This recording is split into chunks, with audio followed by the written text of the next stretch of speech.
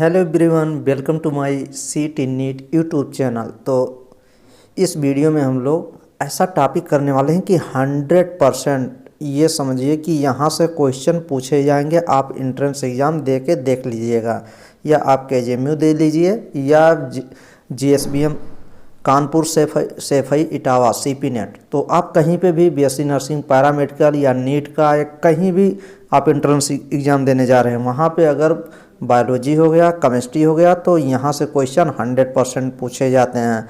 तो ये केमिस्ट्री के लिए भी इम्पॉर्टेंट है और ये बायोलॉजी के लिए। मैं तो ये केमिस्ट्री का वीडियो करा रहा हूँ। केमिस्ट्री का बायोमॉलिक्यूल्स ये लगभग हम लोग इस वीडियो में लगभग देखिए हम लोग 100+ क्वेश्चन कर लेंगे, तो 100% इसमें कवर हो जाएगा। बायोमॉलिक्यूल में काफ़ी चीज़ें आती हैं, जैसे आपका कार्बोहाइड्रेट आता है, प्रोटीन आता है, विटामिन आता है, एंजाइम आता है, तो ये सब चीज़ें इसमें आती हैं। तो चलिए हम लोग क्वेश्चन के माध्यम से देखेंगे, और वीडियो को आप लोग प्लीज़ लाइक ज़रूर कर दें। और ये समझिए कि मैं अच्छे से प्रिपरेशन करा रहा हूँ अपने चैनल पे, फिजिक्स, केमिस्ट्री, बायोलॉजी। कितना मैं मेहनत कर रहा हूँ, इतना आप भी अगर मेहनत करेंगे तो आप 100% सिलेक्शन आपका हो जाएगा। मैं भी एक स्टूडेंट हूँ। मेरा क्लास जो है 9 AM से शुरू होता है, और 9 AM से क्लास शुरू होगा और 4 PM तक क्लास कंटिन्यू रहता है पूरे दिन। 4 बजे के बाद मुझे समय मिलता है 1-2 घंटे के, तो कुछ रेस्ट भी करना रहता है। फिर उसके बाद मैं काफ़ी मेहनत करके वीडियो बना दे रहा हूँ, आप लोग की हेल्प हो जाए और आप लोग का सिलेक्शन 100% इसी वर्ष होना चाहिए। तो काफ़ी स्टूडेंट इंग्लिश और हिंदी में अभी कमेंट करते हैं कि मुझे हिंदी चाहिए। भाई जो है वो कर लो, अब हिंदी इंग्लिश का गया समय, तो अभी यही है, यही कर लीजिए, हो जाएगा। हिंदी में भी हो जाएगा आपका, इंग्लिश में भी हो जाएगा। आप वीडियो तो देखिए, एक बार नहीं 2 बार देखिए। आप बोलेंगे समय नहीं है, तो समय तो आपके पास है नहीं, तो मेरे पास भी समय नहीं है। तो चलिए, लेकिन अब मैं कर दे रहा हूँ वीडियो। चलिए क्वेश्चन नंबर फर्स्ट देखिए, the carbohydrate which can not be hydrolyse further. अब ये पूछ रहा है कि इसमें से कार्बोहाइड्रेट तो सभी दिए गए हैं, डाइसेक्राइड, ओलिगोसेक्राइड, मोनोसेक्राइड, ये तीनों जो हैं कार्बोहाइड्रेट हैं। कह रहा है इसमें से किसको आप हाइड्रोलाइज नहीं कर सकते। तो डाइसेक्राइड को तो हाइड्रोलाइज करके मोनोसेक्राइड में चेंज करते हो, और ओलिगोसेक्राइड को डाइसेक्राइड में चेंज कर सकते हो मोनोसेक्राइड में, लेकिन मोनोसेक्राइड को आप हाइड्रोलाइज नहीं कर सकते, क्योंकि जो मोनोसेक्राइड होता है इसको ये स्मॉलेस्ट कार्बोहाइड्रेट होता है। स्मॉलेस्ट कार्बोहाइड्रेट मोनोसेक्राइड ही होता है। स्मॉलेस्ट कार्बोहाइड्रेट आप लिख सकते हैं कि स्मॉलेस्ट कार्बोहाइड्रेट कौन होता है, मोनोसेक्राइड। अब मोनोसेक्राइड के एग्जांपल आप लोग जान ही रहे होंगे, नहीं जान रहे होंगे तो अभी मैं बता दूंगा आगे। नेक्स्ट क्वेश्चन देखिए, ग्लूकोज इज ए। अब ग्लूकोज क्या होता है, तो ग्लूकोज जो होता है ये होता है monosaccharide. Option number first correct हो जाएगा, यहीं पे लिख लीजिए। मोनोसेक्राइड का एग्जाम्पल हो जाता है ग्लूकोज, GLUCOS, ग्लूकोज लिख लीजिए। फ्रक्टोज लिख लीजिए, FRUCTOSE, फ्रक्टोज लिख लीजिए।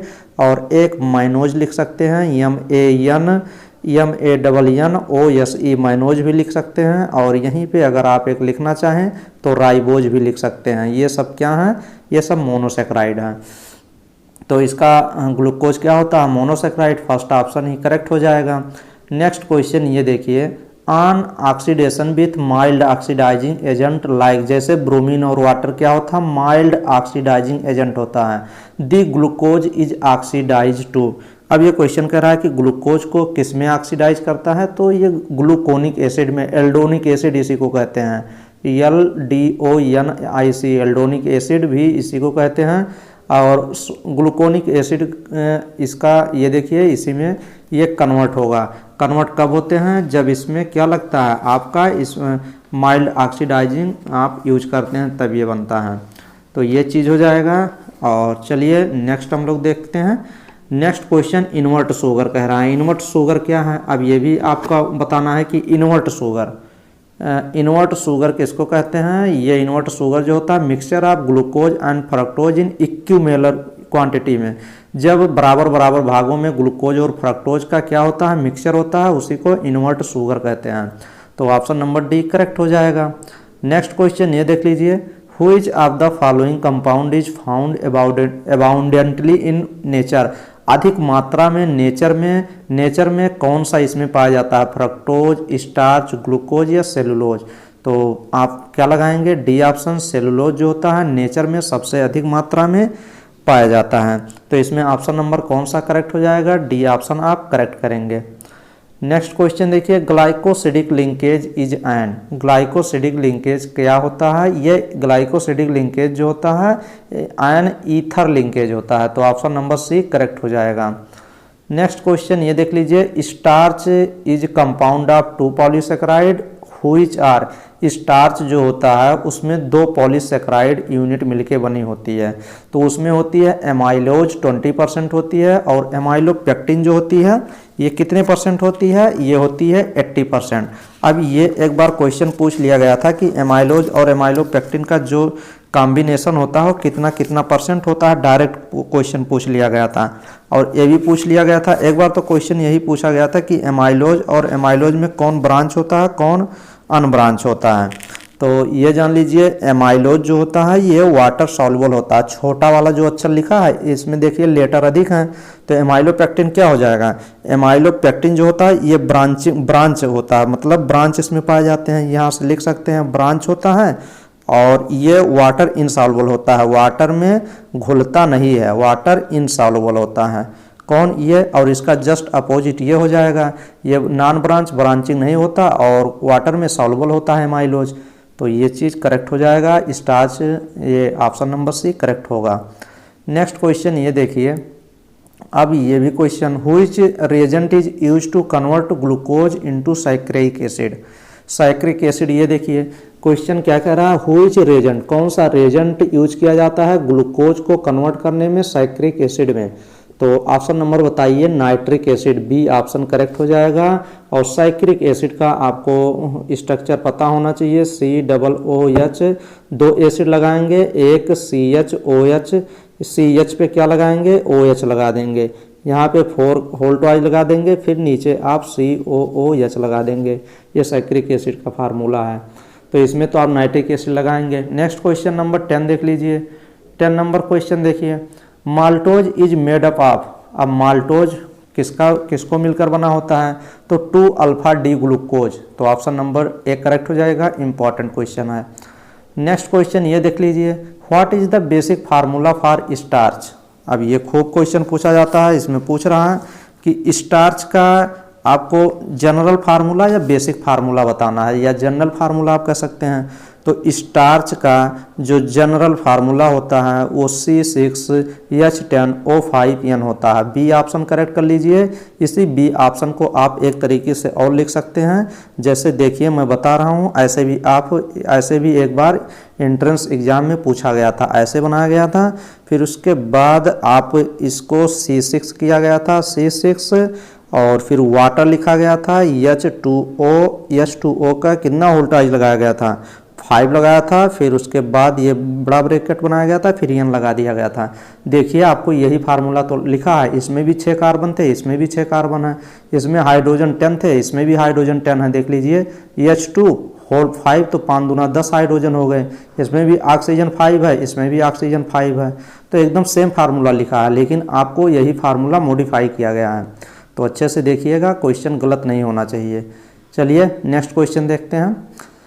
Which of the following treatment will convert starch directly into glucose? अब ये जब हीट करते हैं, ट्रीटमेंट कन्वर्ट करते हैं स्टार्च को ग्लूकोज में, तो डाइल्यूट H2SO4 के साथ। तो फर्स्ट ऑप्शन करेक्ट हो जाएगा।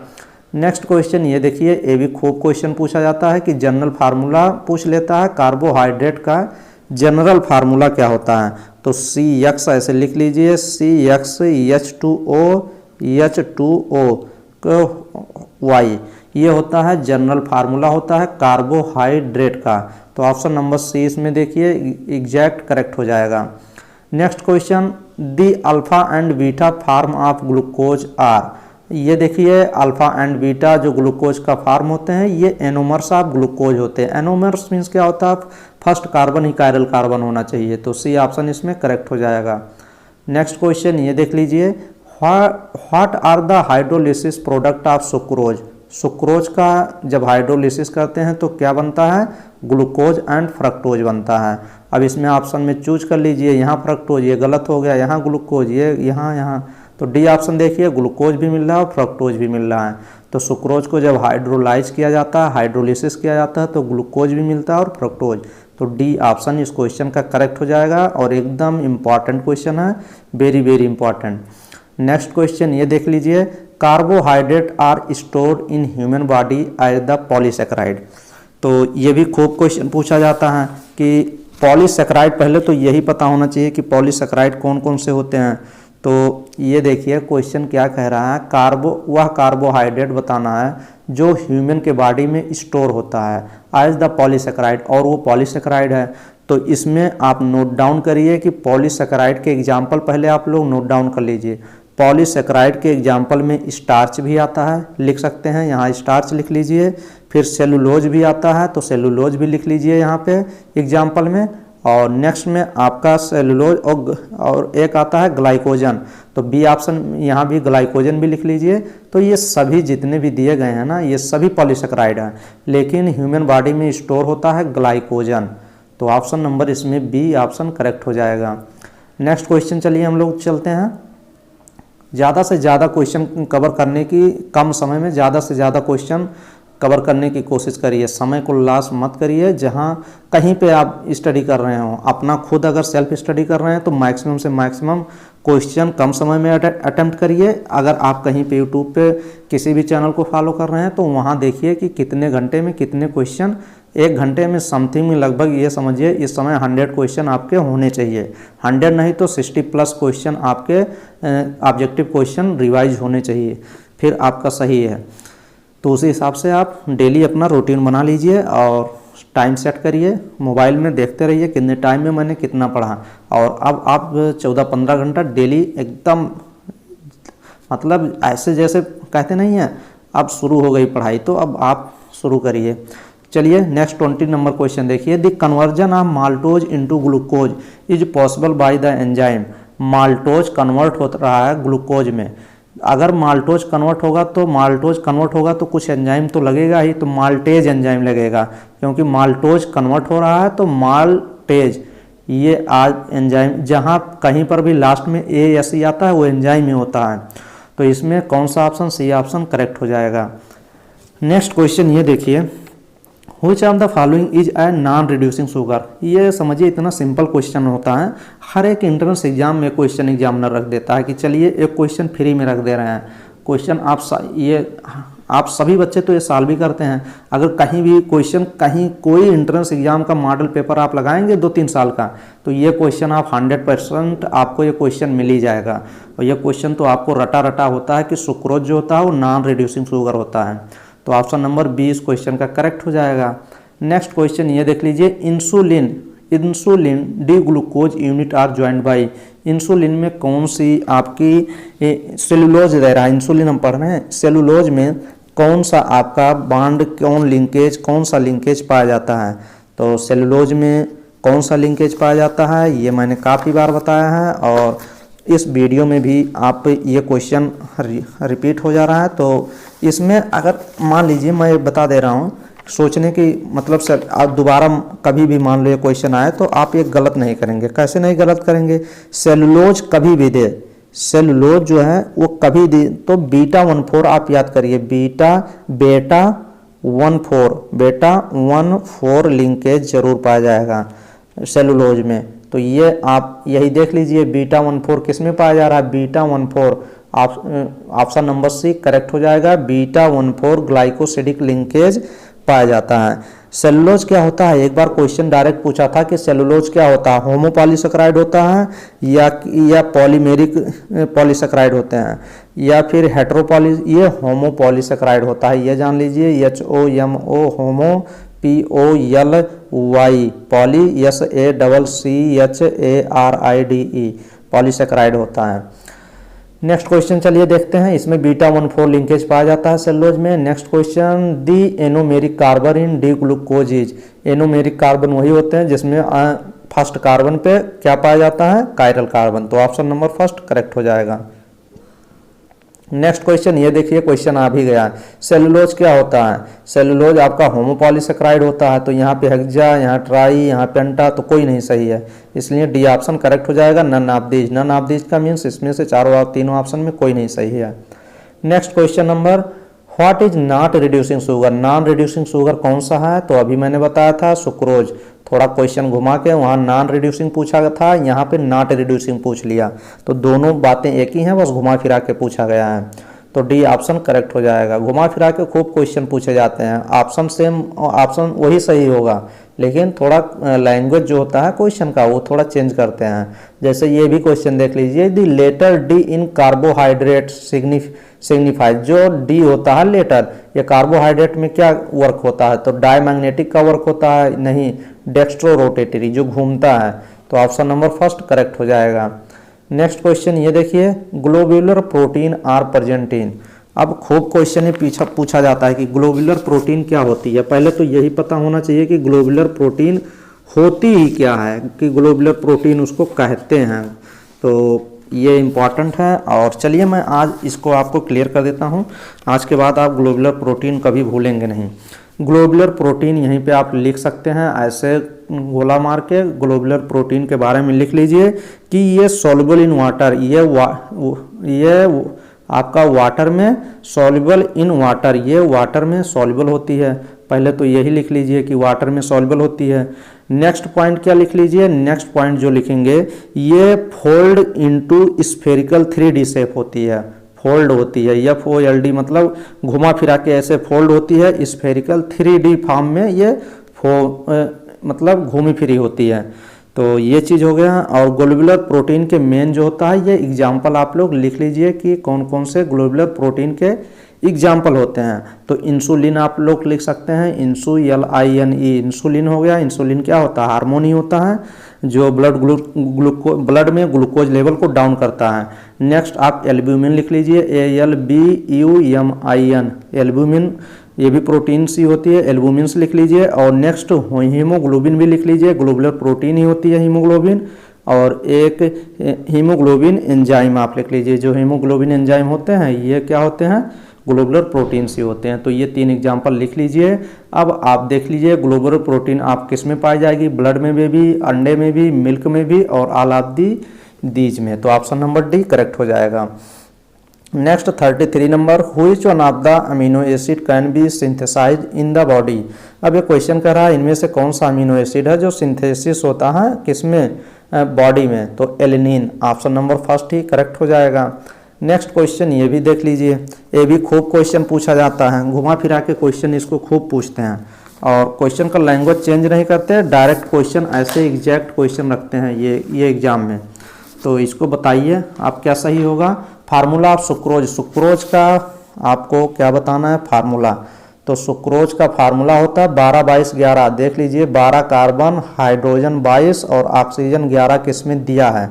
तो 12-22, 12 यहाँ 12-24 दे दिया, 12-22-11, ये ऑप्शन नंबर बी देखिए एग्जैक्ट करेक्ट हो जाएगा। Next question, denaturation of protein. Protein कब डीनेचर होती है? जब उसको हाई प्रोटीन एंजाइमेटिक प्रोटीन होती है ना, ऑल एंजाइम्स आर प्रोटीन। तो जितने जब टेम्परेचर अधिक देते हैं तो डीनेचर हो जाती है। Lead to loss of biological activity, तो उसमें कौन सा एक्टिविटी जो होती है वो लॉस हो जाती है, खत्म हो जाती है। फॉर्मेशन ऑफ अमीनो एसिड को प्राइमरी कहते हैं। लॉस ऑफ प्राइमरी स्ट्रक्चर नहीं, लॉस ऑफ बोथ नहीं, loss of both secondary and tertiary structure जो होती है वो लॉस हो जाती है। और प्राइमरी स्ट्रक्चर तो नहीं लॉस होती क्योंकि वो अमीनो एसिड का ऐसे ये फर्स्ट ईयर ही होती है। तो ऑप्शन नंबर डी करेक्ट हो जाएगा। प्रोटीन का कौन सा स्ट्रक्चर लॉस हो जाता है डीनेचर में? सेकेंडरी और टर्सरी वाला, प्राइमरी वाला नहीं। नेक्स्ट क्वेश्चन ये देख लीजिए, carbohydrate which yield 3 to 10 monosaccharide unit on hydrolysis is called. अब ये क्वेश्चन क्या कह रहा है? क्वेश्चन ये कह रहा है कि इसमें कार्बोहाइड्रेट व्हिच यील्ड 3 to 10, मान लीजिए कोई चीज़, कोई कार्बोहाइड्रेट है उसको हाइड्रोलाइज किया जा रहा है, 3 से लेके 10 मोनोसैकेराइड में तोड़ रहा है, तो उसको क्या कहेंगे? 3 से 10 मोनोसैकेराइड को क्या कहते हैं? ओलिगोसैकेराइड कहते हैं। अगर पॉलीसैकेराइड की बात करेंगे तो पॉलीसैकेराइड में आपका मोर देन 10 मोनोसैकेराइड होती है, मोर देन। 10 से अधिक, यहाँ पे अगर मोर लगा होता 3 to more than 10 तो पॉलीसेक्राइड हो जाता, लेकिन यहाँ पे 10 की बात कर रहा है, 3 से 10 तक तो ओलिगोसेक्राइड होता है। तो ऑप्शन नंबर सी करेक्ट हो जाएगा। Next question, proteins are condensation polymer of, proteins are condensation polymer of alpha amino acid. तो ऑप्शन नंबर फर्स्ट करेक्ट हो जाएगा। नेक्स्ट क्वेश्चन, ये खूब क्वेश्चन पूछा जाता है, vitamin A is known as retinol, एकदम एग्जैक्ट बी ऑप्शन करेक्ट करिए, एकदम बहुत काफ़ी बार पूछा गया है। Next question, secondary structure of protein refers to, secondary structure जो प्रोटीन की होती है ये कैसी होती है, ये होती है फोल्डिंग पैटर्न होती है, ऐसे ऐसे पैटर्न होती है ऑफ पॉलीपेप्टाइड चेन की, पॉलीपेप्टाइड चेन की फोल्डिंग पैटर्न होती है। तो ऑप्शन नंबर इसमें कौन सा करेक्ट हो जाएगा, सी ऑप्शन आप करेक्ट करेंगे। नेक्स्ट क्वेश्चन चलिए देखते हैं। Next question, what is an enzyme. अब इसमें चारों ऑप्शन में इसमें देखिए कौन सा एंजाइम है, कार्बोहाइड्रेट, प्रोटीन या लिपिड या नन ऑफ दीज। तो ऑल एंजाइम्स आर प्रोटीन, तो सी ऑप्शन करेक्ट हो जाएगा। नेक्स्ट क्वेश्चन ये देखिए, which of the following is an acidic amino acid. भाई साहब ऐसे क्वेश्चन एसिडिक अमीनो एसिड कभी पूछता है, कभी बेसिक अमीनो एसिड पूछता है, कभी न्यूट्रल अमीनो एसिड पूछ लेगा, कभी आपका कभी एरोमेटिक अमीनो एसिड पूछ लेगा। तो ये क्वेश्चन एकदम समझिए कि क्वेश्चन 100% ये क्वेश्चन पूछे जाने के चांस हैं। तो एक बार आप जरूर देख लीजिएगा ये सभी क्वेश्चन। तो इसका तो वैसे ऑप्शन नंबर डी हो जाएगा सही। एसिडिक अमीनो एसिड में क्या आएगा, डी ऑप्शन ग्लूटामिक एसिड। चलिए मैं बता देता हूँ, नहीं तो आप लोग काफ़ी कंफ्यूज कर जाएंगे जब कभी मान लीजिए पूछ लिया, मुझे अभी याद है तो बता दे रहा हूँ। Acidic amino acid, acidic amino acid का एग्जाम्पल यहीं पे नोट डाउन कर लीजिए। एसिडिक अमीनो एसिड में आता है ग्लूटामिक एसिड, एक ये लिख लीजिए एग्जाम्पल में ग्लूटामिक एसिड, और दूसरा मैं और एक बता दे रहा हूँ, एक होता है एस्पार्टिक एसिड, ASPARTIC,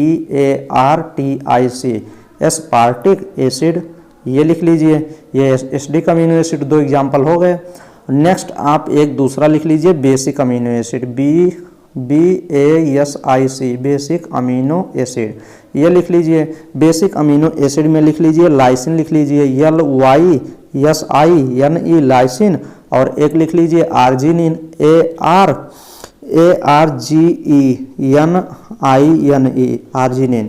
ये दो एग्जाम्पल रट जाइए किसमें, बेसिक अमीनो एसिड में। नेक्स्ट जो एक न्यूट्रल अमीनो एसिड होता है NEUTRAL, न्यूट्रल अमीनो एसिड, इसका एग्जाम्पल लिख लीजिए। न्यूट्रल अमीनो एसिड का एग्जाम्पल क्या हो जाएगा, बैलिन, ये खूब पूछा जाता है, BALINE बैलिन लिख लीजिए। या फिर यहीं पे ये कभी कभी बैलिन देता है और रेयर केस में एलेनिन भी दे देता है, कभी कभी देता है, वैसे देता नहीं ज़्यादातर, लेकिन लिख लीजिए एलानिन, ALANINE एलानिन, और मोस्टली यही आप याद करिए, बैलिन और एलानिन। नेक्स्ट एक आपका एरोमेटिक अमीनो एसिड पूछा जाता है, AROMATIC एरोमेटिक अमीनो एसिड पूछा जाता है। तो इसमें तो आपको पता होगा कि टायरोसिन होता है, एग्जाम्पल लिख लीजिए TYRO tyro, SINE tyrosine, phenylalanine PHENENYLA phenyl, फिर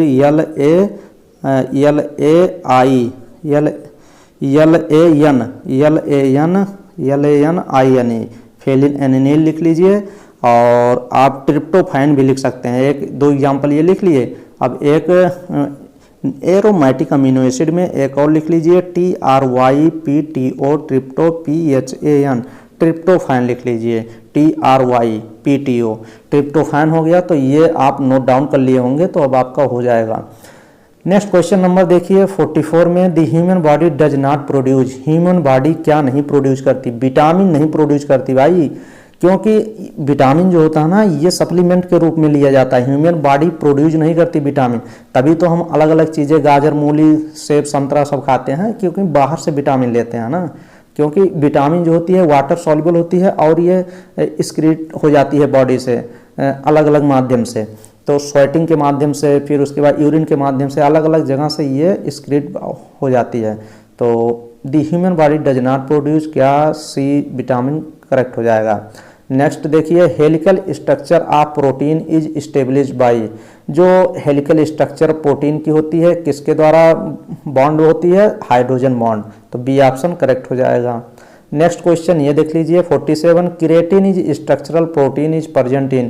क्रिएटिन एक स्ट्रक्चरल प्रोटीन होती है, ये हेयर में भी पाई जाती है क्रिएटिन, तभी तो कहते हैं हेयर्स में कौन सी प्रोटीन पाई जाती है? क्रिएटिन प्रोटीन पाई जाती है। और उल्स में भी पाई जाती है, सिल्क में भी पाया जाता है। और फोर्थ ऑप्शन तो आपको दिख ही रहा है, आला दे दिया, मतलब सभी में पाया जाता है, तो डी ऑप्शन करेक्ट करेंगे। इसके आगे का पार्ट नेक्स्ट वीडियो में देखें, क्योंकि लंबा वीडियो हो जाने के कारण तो वीडियो अपलोड में प्रॉब्लम होने लगती है, इसलिए इसका नेक्स्ट पार्ट नेक्स्ट वीडियो, अगला ही वीडियो नेक्स्ट इसी का रहेगा। Thank you.